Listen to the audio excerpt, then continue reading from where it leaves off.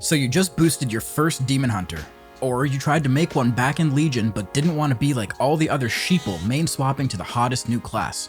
By the way, who's making an Evoker later this year? This video will be a quick start guide on everything you'll need to know for patch 9.2.5 and probably even season 4, so you can hop right into playing Havoc and hopefully have some fun. We'll go over covenants, talents, gearing including legendaries, and basic gameplay, so you'll have all the info you'll need to start playing in Raid or Mythic Plus. Each section will be timestamped, and I'll link to some of my other videos when necessary that go deeper into certain topics for more advanced knowledge. Let's dive into it. But first, have you ever wanted to analyze your group's Mythic Plus or Raid but felt overwhelmed by the endless charts, graphs, and numbers? Squad OV takes watching a VOD to a whole new level with so many useful features, you'll wonder how you ever lived without it.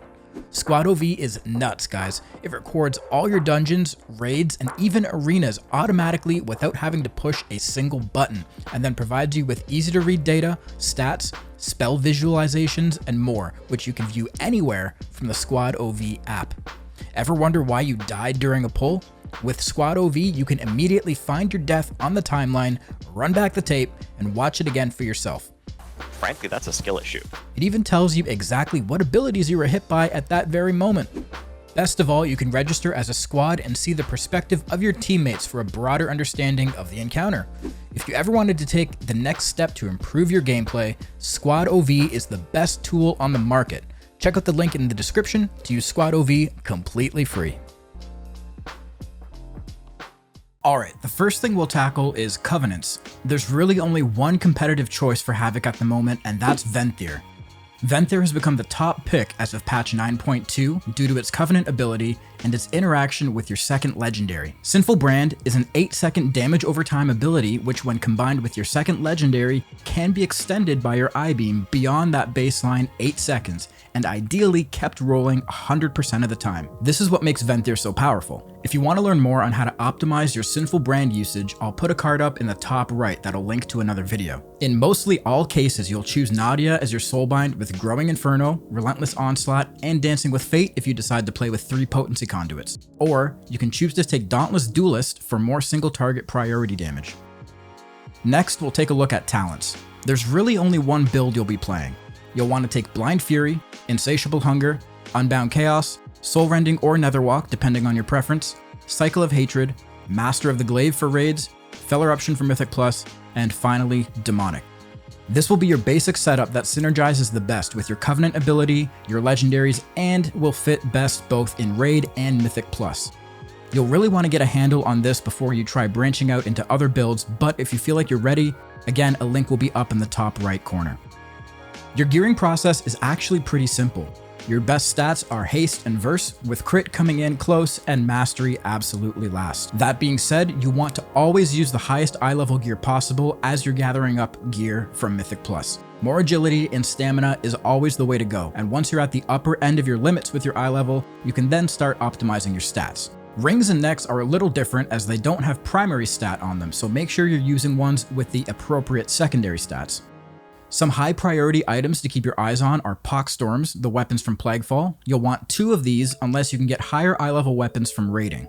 You'll also want to get a Phial of Putrefaction, which is also from Plaguefall, so learn to love that place, you're going to be there a lot.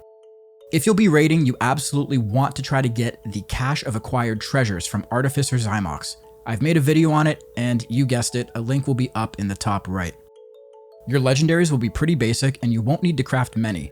A good all-rounder, and one that's pretty much required for our build, is Collective Anguish. You'll want to craft this on your wrist slot, since you'll get a free socket on that piece. Once you've progressed through the story campaign a bit, you'll unlock the ability to use 2 legendaries, and you'll be given a Unity Belt, which will give you your Covenant-specific legendary effect. In this case, it's the ability to extend your Sinful Brands with I-beam, like I mentioned earlier.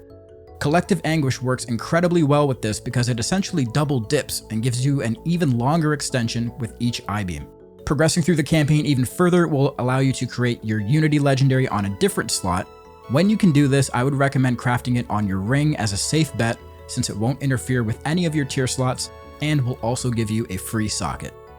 In terms of tier pieces, I hate to be the bringer of bad news, but our tier kinda sucks. Getting your 2-piece bonus is pretty important, so don't hesitate to craft those pieces at the creation catalyst early on with whatever Mythic Plus pieces you get. Our 4-piece, however, is a little lackluster. It's still okay, and you'll still want to craft it, but it won't make a massive difference. You'll want your tier pieces to be on your head slot, shoulders, chest, and legs. Avoid the gloves if you can because they have mastery. Okay, so you're ready to start killing things. What buttons should you press? The spec is actually incredibly simple and shouldn't take much practice at all to get your mind around it. Number one thing is you'll want to keep Immolation Aura rolling at all times. This should be something you press on cooldown. As much as you can, you always want to have it up. Pressing it will give you a charge of Unbound Chaos if you chose that talent, which makes your Fel Rush do a ton of damage, so try to hit as many targets with it as you can. Secondly, I-Beam on cooldown. This is what keeps your gameplay flowing by keeping you in demon form and giving you a ton of haste. You never want to hold I-Beam for very long. And then you have your Builder and Spender. Build Fury with Demon's Bite, spend that Fury with Chaos Strike. And then you have Sinful Brand, your Covenant ability.